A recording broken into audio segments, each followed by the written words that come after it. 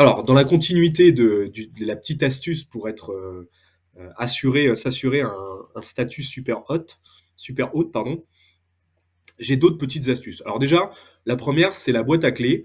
Voilà, la boîte à clés. Donc, vous en avez une sur. Je vais vous mettre le lien juste après. Vous pouvez commander cette boîte à clés donc sur Amazon ou dans n'importe quel magasin type Castorama, Leroy Merlin. Voilà, vous les trouvez. Cette marque-là, moi, j'aime bien. Voilà, parce que elle permet de mettre un jeu de clés. Elle est facilement. Enfin, c'est assez facile à installer. Voilà, elle est hyper robuste. Vous pouvez soit comment dire, la mettre directement au mur avec de la colle ou avec des chevilles. Voilà, elle est vraiment hyper facile à installer et nous, elle nous donne satisfaction. C'est celle qu'on met dans tous nos logements.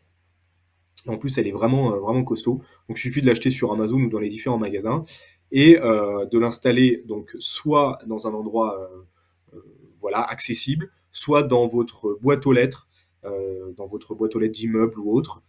Et, euh, et donc voilà pour la boîte à clés. Ensuite, souvent on me demande, oui, et si jamais j'ai pas assez de visibilité sur Airbnb, parce que là c'est vrai que c'était une formation très axée Airbnb, comment est-ce que je peux démultiplier justement ma visibilité? Alors sachez que vous pouvez créer votre annonce sur plusieurs sites. Vous avez Booking, qui marche très bien, Abritel, Airbnb forcément, et puis après vous en avez d'autres. Bon, les trois principaux, c'est vraiment ceux-là. Et après, bah, il est possible de gérer la même annonce sur plusieurs canaux différents, donc ceux que je viens de citer. Et en plus, vous n'êtes pas obligé de passer par un channel manager qui est, lui, payant. Alors, le truc, c'est quoi? C'est que vous créez votre annonce sur Airbnb, vous la créez sur Abritel, vous la créez sur Booking, donc c'est la même annonce, voilà. Donc vous la créez trois fois avec les mêmes photos, voilà, les mêmes éléments et tout. En général, c'est beaucoup de copier-coller. Et ensuite, vous allez faire ce qu'on appelle de la synchronisation de calendrier. Alors, comment est-ce qu'on fait de la synchronisation de calendrier? Bah, il suffit d'aller dans le site. Alors, je vais vous montrer sur Airbnb. Donc, il suffit d'aller dans votre annonce. Donc là, on est sur la plateforme Airbnb. Tarif et disponibilité. Et vous descendez jusqu'à synchronisation des calendriers. Donc là, vous arrivez dans la partie hop, synchronisation du calendrier. Et en fait, vous avez importé le calendrier ou exporté le calendrier. Alors c'est simple. Si vous avez votre annonce sur Airbnb et mettons Abritel, eh bien, vous allez sur le site de Abritel. Donc c'est même section, hein, ça s'appelle aussi synchronisation du calendrier. Vous copiez-collez le lien Abritel. Vous faites sur Airbnb, du coup, importer le calendrier. Vous mettez l'adresse que vous avez copiée sur le site d'Abritel ou de Booking. Vous donnez le nom avant de calendrier. En général, vous marquez bah, calendrier provenance d'Abritel. Vous faites importer le calendrier. Voilà, il va se synchroniser automatiquement. Et de la même manière, si vous voulez exporter, parce que forcément, il faut que ça marche dans les deux sens, votre calendrier sur Airbnb, sur Abritel, vous faites exporter le calendrier. Donc sélectionnez bien votre annonce, exportez le calendrier. Vous avez un lien qui apparaît. Vous le copiez, vous allez sur le site d'Abritel ou de Booking, ou les deux d'ailleurs, parce que vous pouvez le faire vraiment sur les trois sites en même temps. Vous allez dans la section Importer calendrier du site Abritel ou Booking, vous copiez-collez le lien, vous faites synchroniser. Immédiatement, c'est synchronisé, c'est-à-dire que les deux, trois ou trois calendriers, en fonction du nombre de sites sur lesquels vous voulez positionner votre annonce, ça se synchronise immédiatement. Par contre, il y a un petit truc à savoir, c'est totalement gratuit. Par contre, ça ne se synchronise que trois fois par jour, toutes les 8 heures. Trois fois par jour, toutes les 8 heures. C'est important à savoir parce que oui, c'est gratuit. Oui, ça vous évite un channel manager. Channel manager, je vais vous expliquer après ce que c'est. Mais voilà, il faut savoir que ça se synchronise trois fois par jour, toutes les 8 heures. Donc, du coup, parfois, il va peut-être falloir gérer les doublons. C'est pour ça que nous, on est uniquement sur Airbnb. En plus, bon, si vous appliquez bien la formation, je pense que vous aurez un taux d'occupation maximal et il n'y aura pas besoin d'aller sur d'autres plateformes. Néanmoins, si vous en avez besoin, sachez que c'est possible gratuitement de faire de la synchronisation de calendrier avec la technique que je viens de vous donner. Mais sachez que ça se synchronise que trois fois par jour, une fois toutes les 8 heures. Voilà. Et ça, c'est pareil que ce soit pour Abritel, Booking ou Airbnb. Après, il existe une manière manuelle, mais ça ne va pas dans le sens de cette formation où on veut tout automatiser. C'est-à-dire que dès que vous recevez une notification de réservation d'une des trois plateformes ou autre, eh bien, vous pouvez aller sur chaque application Airbnb, Abritel ou Booking et dire synchroniser manuellement et whoop, il met immédiatement les calendriers à jour. C'est aussi possible et comme ça, il bloque le créneau et ça évite les doublons. Mais bon, voilà. Si vous voulez laisser la synchronisation automatique, c'est 3 fois par jour, une fois toutes les 8 heures. Sinon, vous avez un principe, enfin, vous avez un outil qui est payant qui s'appelle le Channel Manager. Le Channel Manager, c'est quoi? C'est tout simplement un outil. Nous, alors moi, je ne le dispenserai pas dans cette formation, sauf s'il y a énormément de demandes, parce qu'en fait, j'en utilise pas, tout simplement. Un Channel Manager, c'est quoi? C'est un outil, en fait, qui recense et qui concentre au sein du même outil et du même écran toutes vos annonces, voilà, sur les différents canaux, Abritel, Airbnb, Booking et autres.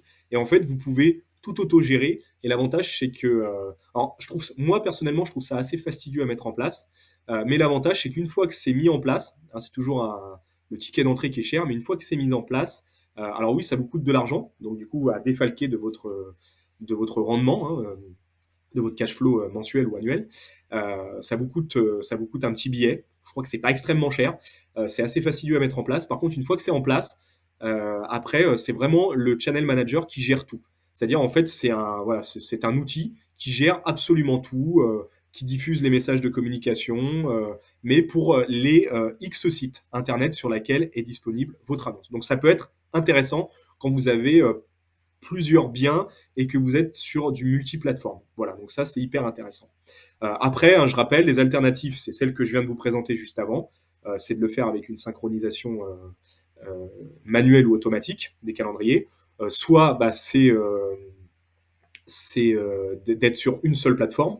Soit vous prenez un concierge et c'est une conciergerie comme Lucky, comme on a vu précédemment, et c'est eux qui vont tout gérer. Et en général, d'ailleurs, les conciergeries utilisent des channel managers, hein.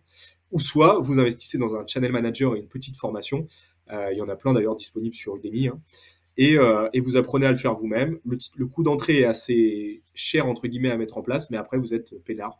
Et ça vous coûte un peu de pognon, mais bon, globalement, après, vous êtes tranquille. Voilà. Donc ça, c'était pour le tips 2. 3. Comment faire? Souvent, on me dit si je suis loin ou absent et que mon voyageur a un problème. Alors, soit vous êtes pas trop loin et du coup, faut revenir. Voilà. Soit vous êtes vraiment trop loin et dans ces cas-là, vous pouvez faire appel à des personnes de confiance. Votre co-hôte qu'on a programmé précédemment. Donc en général, il est là pour ça aussi, le co-hôte. À votre famille, à vos amis, voilà, qui peuvent venir vous dépanner. Mais dans un principe d'automatisation, on peut aussi faire appel à un artisan. Donc nous, ce qu'on fait, c'est que à proximité de nos logements, on a trouvé sur, pareil, Le Bon Coin, Le Voisin, Facebook, des artisans qui font un peu tout, qui font de ce type de dépannage, hein. Ils sont pas spécialisés là-dedans, mais ils font ça en plus. Alors oui, ça vous coûte un petit billet, mais ça vous évite de vous déplacer. Je peux vous assurer que quand vous êtes à 400 ou 800 km de votre logement, qui a une fuite, qui a un lavabo bouché, des toilettes bouchées ou un truc comme ça, vous appelez votre artisan, vous lui dites voilà, est-ce que tu peux passer en urgence? Il passe. Évidemment, il vous facture, ce qui est complètement normal. Mais derrière, ça vous permet d'être quand même beaucoup plus serein et d'éviter ce cas de souci, ce genre de soucis, et de pouvoir les faire intervenir. Je sais que certaines sociétés de ménage, c'est le cas d'une des nôtres, elles proposent aussi ce service en supplément, bien évidemment, et elles proposent ce service et ça permet voilà, de vous libérer l'esprit en cas de problème. Donc ça aussi, c'est hyper intéressant à savoir. Alors, le prochain tips, la prochaine astuce, c'est comment fractionner vos versements. Alors ça, c'est un truc qu'on m'a demandé plusieurs fois. Effectivement, en fait, vous pouvez, en fonction de si vous avez des logements qui sont rien qu'à vous, d'autres qui sont mis dans des sociétés, on verra juste après, pour pouvoir justement essayer d'optimiser fiscalement un peu tout ça. On peut mettre les biens dans des sociétés civiles, des sociétés civiles immobilières. Les biens, ils peuvent être partagés avec plusieurs personnes. Vous pouvez avoir une gestion, voilà, vous voulez peut-être une gestion spécifique. Ce bien-là, je veux que l'argent, il arrive sur son compte spécifique. Bon, il y a des possibilités de fractionner vos versements. Il suffit d'aller dans votre profil Airbnb. vous allez dans la section paiement et versement. Et là, bah, c'est assez simple, hein. Vous mettez tous les comptes bancaires. Voilà, vous pouvez ajouter des modes de versement. Vous mettez tous les comptes bancaires sur lesquels Airbnb pourra verser, hein. Donc vous allez dans versement, ajouter un mode de versement. Vous mettez un, 2, 3, 4 comptes bancaires si vous avez 4 biens et si vous voulez que l'argent il arrive vraiment sur un compte spécifique par bien. Voilà, vous pouvez le faire. Et ensuite, vous avez juste à dire à Airbnb, pour ce bien-là, tu verses sur ce compte-là. Pour ce bien-là et ce bien-là, tu verses sur ce compte-là. Sur ce bien-là, tu verses sur ce compte-là. Voilà. Donc ça, c'est hyper facile à mettre en place. Voilà. Et pour la gestion, ça peut être top. Donc je sais qu'on a un bien, euh, on a deux biens qui sont dans une société, on va en parler juste après, et on veut que ça verse sur un compte bien spécifique. On a un autre bien qui est dans une indivision spécifique, on veut que ça verse sur un bien, sur un compte spécifique. Et après, on a des biens qui sont ni en indivision ni en société, qui sont réels, et là, on veut que ça verse sur un compte, un autre compte spécifique. Donc du coup, on a notre dispatch comme ça, vous le faites une fois, et après, vous êtes tranquille, c'est Airbnb qui se charge de tout.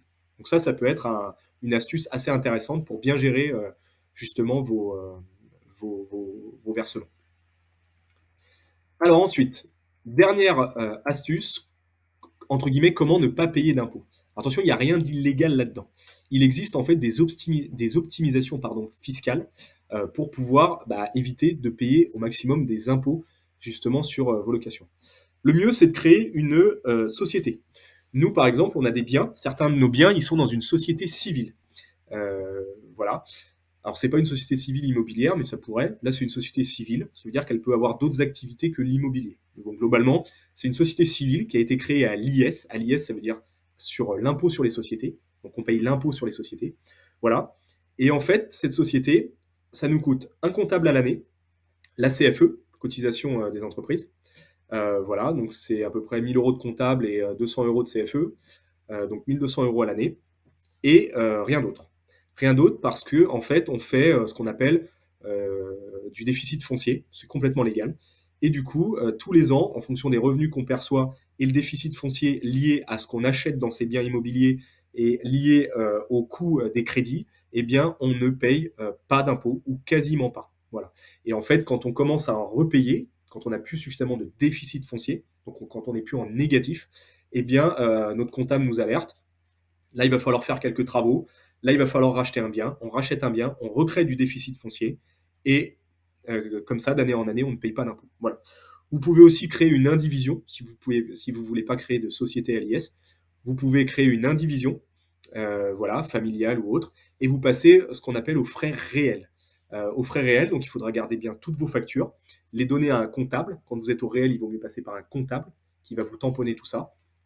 Oui, ça a un coût, mais globalement, ça va vous faire gagner énormément, énormément d'argent. Voilà.